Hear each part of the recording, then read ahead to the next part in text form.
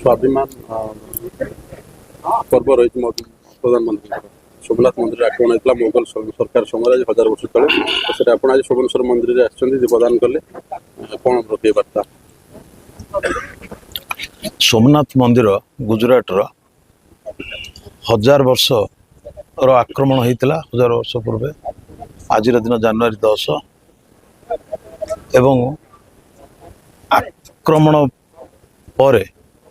आज 75 वर्ष तले तार मंदिर पुनरुद्धार होता आउ थे पुनरुद्धार जो होता से प्रकार जो स्वाभिमान जो दिवस पालन करा जाउछि ए उपलक्षे सारा भारत वर्ष रे विभिन्न शैव पीठ एवं शिव मंदिर रे आज दीपदान करा जाउछि ताहा आज आम निर्वाचन मंडली नियाली सोमेश्वर मंदिर प्रांगण रे आज समूह दीपदान आम समस्ते कलु। प्रधानमंत्री वार्ता स्वाभिमान दिवस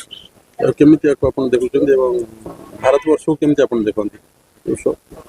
देखु आज से प्रधानमंत्री आह्वान क्रमे